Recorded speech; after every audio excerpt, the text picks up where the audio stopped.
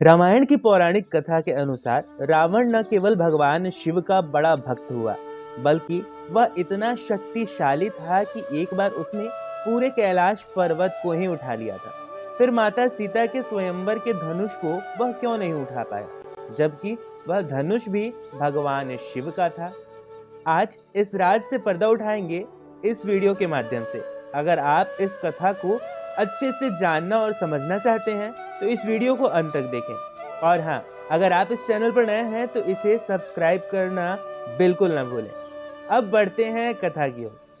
रामायण के कई ऐसे किस्से हैं जो न केवल दिलचस्प हैं बल्कि बहुत कुछ सीख भी देने वाले हैं। उन्हीं में से एक पौराणिक कथा रावण से जुड़ा है।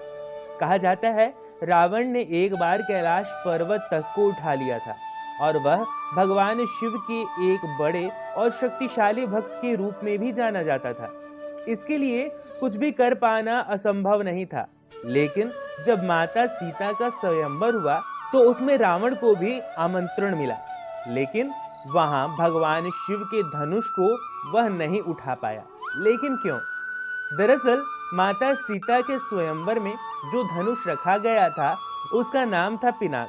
वह भगवान शिव का बहुत ही प्रिय धनुष था और बेहद ही शक्तिशाली था।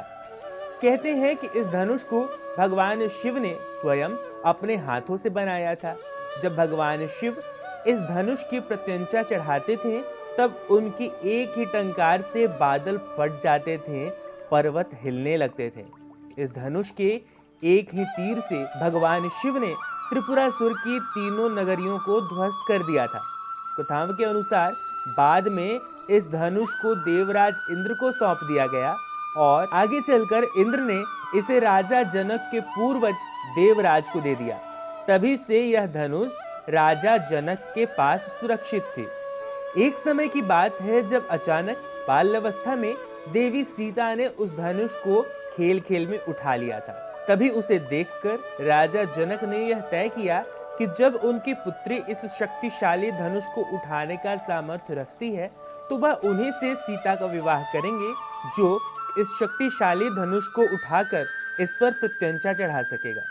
जब रावण को स्वयंवर में बुलाया गया तो ऐसा नहीं था कि उसमें वह सामर्थ्य नहीं था कि धनुष को उठा सके, लेकिन भगवान शिव के इस धनुष को उठाने के लिए शक्ति की नहीं बल्कि प्रेम और उदारता की आवश्यकता थी।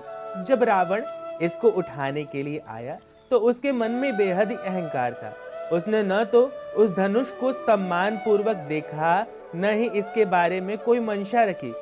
इसीलिए रावण इस धनुष को नहीं उठा पाया। रावण ने उसे उठाने के लिए केवल बल का प्रयोग किया और जितना बल का प्रयोग वह करता वह शिव धनुष उतना ही भारी होता जाता। अंततः रावण उस धनुष को हिला भी नहीं पाया। जब भगवान राम की बारी आई तो उन्होंने न केवल उस धनुष को प्रणाम किया बल्कि धनुष की परिक्रमा की और फिर उसे प्रेम पूर्वक उठा लिया। फिर उस पर उन्होंने प्रत्यंचा चढ़ा दी। अंततः धनुष के दो टुकड़े हो गए। तो दोस्तों, यहाँ समाप्त होती है रावण और भगवान शिव के पिनाक धनुष की कथा। कथा को लेकर आपके मन में कोई संशय हो तो उसे कमेंट बॉक्स में लिखें। हम यथाशीघ्र आपके सवालों का जवाब देंगे। हाँ, कथा अगर आपको अच्छी लगी हो तो इसे अपने दोस्तों, बंधु बांधवों व मित्रों के साथ साझा जरूर करें। जाते जाते इस चैनल को सब्सक्राइब करना बिल्कुल ना भूलें। अब अगले वीडियो तक के लिए दीजिए हमें इजाजत। हमारे सभी साथियों को हरे कृष्ण।